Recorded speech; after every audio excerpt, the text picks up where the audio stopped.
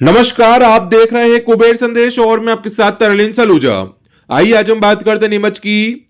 नीमच नगर पालिका परिषद का सम्मेलन का आज आयोजन हुआ, जिसमें कुल 26 प्रस्तावों के ऊपर चर्चा करी गई, जिसमें सभी ने सहसम्मति से सभी प्रस्ताव पास करे।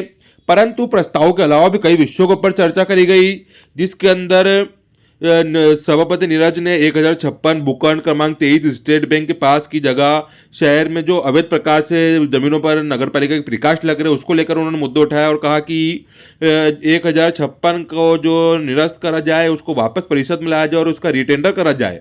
वहीं साथ में पार्षद योगेश प्रजापति ने नर्सिंग कॉलेज जगह को लेकर नीमच नगर पालिका अध्यक्ष स्वाति चोपड़ा को व्यक्तिगत रूप से कहा कि नगर पालिका के अध्यक्ष के चाहने वाले उस जगह को कर रहे थे। वहीं उन्होंने मीडिया बयान देते हुए कहा कि नगर पालिका के ससुर जी सभापति कई चाहने वाले उस जगह के लिए लगे हुए थे और उसको हमने रोका है। तो वहीं जिसको लेकर नगर पालिका अध्यक्ष स्वाति चोपड़ा ने कहा कि यह झूठ बोल रहे हैं, वो सबूत पेश करे, मैं हर चीज़ के लिए तैयार हूं, परंतु झूठ नहीं सुनूंगी। ऐसे कई मामलों को लेकर आज बहस हुई, कई विषयों के ऊपर चर्चा हुई, परंतु सभी के साथ सहमति के साथ आज सभी 26 प्रस्ताव पास करे गए। आप खुद देखिए क्या कुछ कहना चाहिए, कितने मुद्दे थे, कितने प्रस्ताव जो है आज पास है?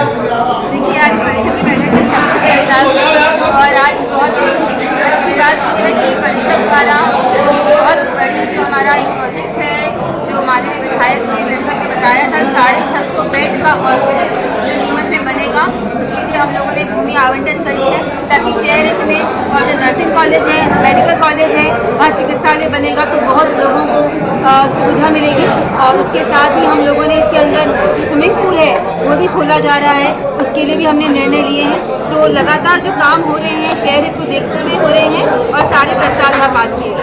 मैडम, एक चीज देखने में आती है कि लगातार जो है विपक्ष में जो पार्षद प्रतिनिधि योगेश प्रजापति जो है वो लगातार आप पे आरोप प्रत्यारोप लगाते हैं, क्या कुछ कहना चाहेंगे? लगातार कई बार देखा गया है बैठक में कि इसी बैठक में वो व्यक्तिगत रूप से जो निजी वो परिषद की बैठक से फिर निजी पे आ जाते हैं, ऐसा क्यों? देखिए, ये आप सब मेरे भाई हैं और आप सब देख रहे हैं कि 2.5 साल में उनका एक भी जो उनका इल्जाम है वो कुछ प्रूव नहीं कर पाए। जनता को गुमराह करना, झूठे प्रेस नोट छपवाना। अगर मैं सवाल करती हूँ आपके माध्यम से कि आज तक 2.5 सालों में कितने इल्जाम लगाए गए, क्या एक भी सही था? क्या एक भी सही है? आप सबके सामने सारी बातें हैं, सारी फाइलें आपके सामने हैं और रोज अखबार में छपाते हैं। जो मेरे काल का प्रशासक काल के कार्य हैं, जब मैं थी ही नहीं, चाहे वो टेंडर होते हैं, जब मैं नहीं थी तो उसमें मेरा क्या लेना देना। अब मैं आई हूँ, नसबंदी है कुत्तों की, तो उसमें हमने नए सख्त नियम लाए हैं। तो मेरे द्वारा जो कार्य करवाए जा रहे हैं पूरी पारदर्शिता से करवाए जा रहे हैं। हम पूरी मेहनत से, हिम्मत से, लगन से काम करते हैं और जब ऐसे व्यक्तिगत आरोप लगाते हैं तो सदन की गरिमा का भी हनन होता है। मैडम, भाजपा पार्षद भी हमलावर रह रहे हैं लगातार, क्या कहेंगे? नहीं जी, हाँ, भाजपा पार्षद और हम सबने मिलकर शहर हित के ही डिस्कशन हुए हैं और अधिकारियों और कर्मचारियों को मेरे और पार्षद दल भारा सबने मिलकर यही बोला है कि काम समय पे हो और काम गति से हो, तो हम सब मिलकर आगे चल रहे हैं भाजपा के साथ। मैडम, चूंकि आप नगर की प्रथम नागरिक, आपसे सवाल जो है मीडिया कर्मियों का रहता है अक्सर कि जब भी परिषद की बैठक होती है तो इस परिषद की बैठक का मजाक क्यों बन जाता है? जब देखने में आया बैठक में लगातार जो है एक प्रस्ताव शुरू होता है, उसके बाद हंगामा हो जाता है। जो बैठक 1 घंटे में खत्म होनी चाहिए 4 घंटे में खत्म होती है, ऐसा क्यों? देखिए, अच्छी बात है कि परिषद की बैठक में सारे जो भी चर्चा होती है वो शहर हित में ही होती है, तो उसमें मुझे कोई आपत्ति नहीं और स्वागत योग्य है कि हम सारे विषय को लाते हैं, अधिकारियों को बताते हैं कि जो काम जहाँ कमी छूट रही है तो हम उस काम को कराएं, तो उसमें कोई दिक्कत नहीं है। उत्तेजनाओं में वातावरण भी बिगड़ जाता है मैडम। देखिए, क्या होता है, ये हम सबको समझना पड़ेगा कि सबकी अपनी गरिमा है। अगर आज वो मुझे व्यक्तिगत तौर पे ऐसे आक्षेप लगा रहे हैं उंगली उठाकर कि आपने कोई ज़मीन खरीदना चाहिए, मैं आज आपको बोल दूं कि किसी को कुछ बोलना बहुत आसान होता है, आरोप लगाना बहुत आसान है कि हाँ भी आप ऐसे हैं, आप वैसे हैं, पर गलत आरोप लगाना, सिर्फ लोगों को गुमराह करना, सिर्फ मीडिया में सुर्खियाँ बटोरने के लिए आप एज अ ह्यूमन भी, अगर आपका इंसान मानव चरित्र ही सही नहीं है, क्योंकि अगर आप किसी पे झूठे इल्जाम लगा रहे हैं जो 2.5 साल से सब झूठ है, सारी बातें झूठ है, पूरे शहर को पता है, सारी मीडिया को पता है कि वो सब कुछ झूठ था।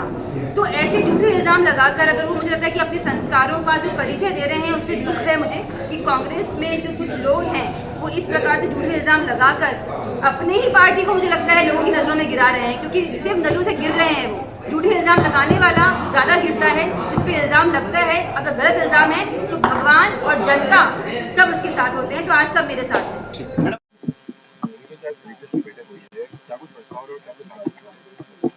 नगर पालिका में विशेष सम्मेलन बुलाया गया, लेकिन आप देखिए कि विशेष सम्मेलन होता है किसी विशेष को लेकर, लेकिन 500 से अधिक प्रस्ताव एक परिषद में रख दिए गए और छुट्टी के दिन एजेंडा जारी करा, मात्र एक दिन मिला, फाइलें लोग देख नहीं पाए।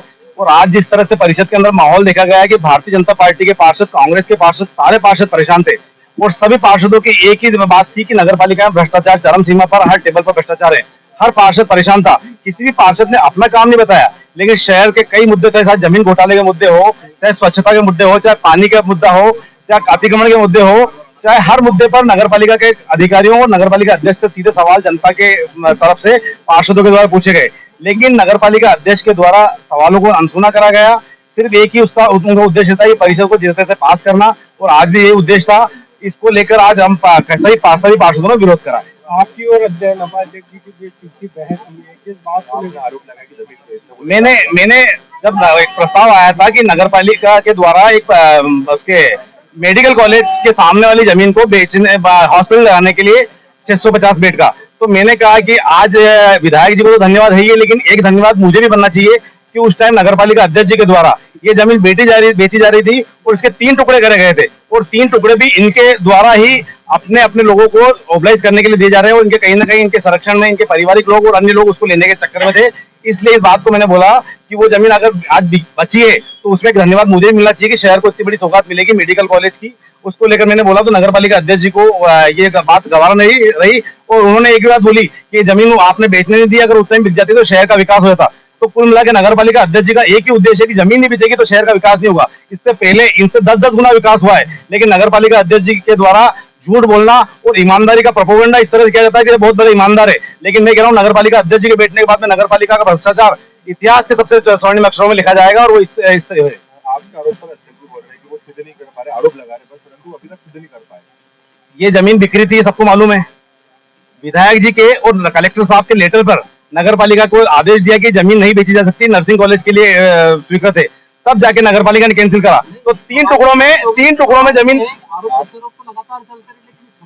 सबूत ये है कि 3 टुकड़ों में जमीन बेची जा रही थी और 2.5 करोड़ रुपए की बोली रखी गई थी। वो जमीन आज भी जाकर देख सकते हो आप कि वो 250 करोड़ की जमीन है। 250 करोड़ की जमीन आप 2.5 करोड़ में कैसे बेच रहे थे बिना परिषद को संज्ञान में लाए।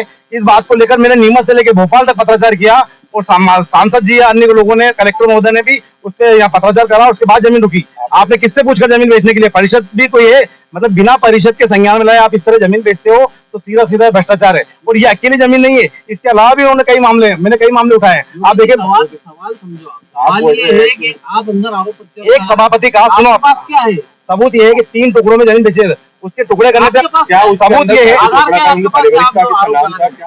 इनके परिवार के लोगों ने जमीन बेचने का टेंडर निकाला। भाई परिवार कौन है? इनका परिवार है, इनके ससुर जी है, इनके पति है, इनके सभापति है। एक सभापति का तो टेंडर भी आ चुका था। आप नगर पालिका में खंगालोगे तो इनके एक सभापति के रिश्तेदार के नाम से टेंडर भी है, और आज भी रिकॉर्ड पे हो। और वो सभापति इनका खास था पहले, उसका टेंडर था मनोहर मोटवानी।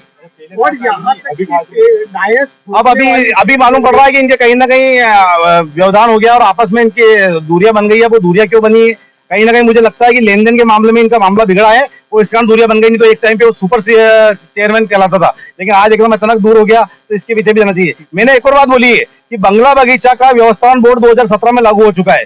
2017 से आज तक नगर पालिका के द्वारा उन पर कोई कार्रवाई नहीं की जा रही, और अवैध रूप से इनके देखिए चंद्रभवन में भी आप देखेंगे तो चंद्रभवन में भी इन्होंने किराया देते आधा टुकड़ा उसका, क्यों 5000 ऊपर से 5000 स्क्वायर फीट से ऊपर के टुकड़े हैं वो, तो कहीं ना कहीं बंदरबाट करने के लिए टुकड़े कराए जा रहे हैं इनके द्वारा। और 8A जमीन आप देखेंगे उसके एडवोकेट मतलब न्यायालय के सामने वाली जमीन, उसको भी कहीं ना कहीं लिपापोती की जा रही है। इस तरह बंगला बगीचा कई जमीनों के अंदर लिपापोती की जा रही है, और बार बार अपने आपको पाक साफ साबित करना। अगर मैं पाक साफ है तो मैं कह रहा हूँ नगर पालिका अध्यक्ष जी को मैं आज इस्तीफा दूंगा, और या फिर सार्वजनिक मंच में मैं सम्मान करूंगा कि बंगला बगीचा के मामले में या अन्य जमीन के जो कब्जे हो रहे हैं उनको छुड़वाए और उन पर नगर पालिका अधिनियम के अनुसार कार्रवाई। 1056 के अंदर जो है 3 सीपी से पास हुए वगैरह उसके जो है टुकड़े कर दिए गए नगर पालिका के द्वारा। इस मांग को हम के द्वारा की जा रही है। 1 साल से पार्षद लोग मांग उठा रहे हैं, लेकिन नगर पालिका अध्यक्ष के द्वारा एक भी पत्र लिखा गया तो मुझे आज बताया उस मामले में। मैं आज अभी देखा गया कि परिषद के अंदर बैठक हुई है, 1056 भूखंड को लेकर आपने एक मामला उठाया, क्या कुछ पूरा मामला और क्या अभी इसमें बाकी है? मैंने पिछली परिषद में भी उठाए थे जो प्रीकास्ट और वो लग रही है 1056 और भूखंड क्रमांक 23 जिसको लेकर जो दशहरा मैदान के यहाँ पर और 1056 जो रामस्वरूप के नाम उसका हमने अभी उठाया है और उसके ऊपर जो कार्रवाई चल रही है उसको हमने अध्यक्ष जी से और सीएमओ साहब को बताया कि उसको परिषद में लाया जाए और उसको कैंसिल किया जाए, परिषद में लाके उस 1056 को वापस से परिषद में लिया जाए। क्या आना चाहिए परिषद में, ये तो मुद्दा है ना? ये मुद्दा आएगा, सभी पार्षदों की सहमति है और हम 40 ही पार्षद मिलकर शहर के विकास के हिसाब से उसको हम रिटर्न कराएंगे, किसी का भी हो 1056। किस रूप से उसका भूखंड करा गया था और क्या कुछ 2 टुकड़े हुए हैं उसके, 2 टुकड़े पश्चिमी और दक्षिणी। तो पश्चिमी भाग जो है उसका वो किसी का है, अब वो जो भी है वो सामने आ ही जाएगा, उसको पूरी परिषद के सामने रखकर उसको हम वापस से रिटेंडर कराएंगे।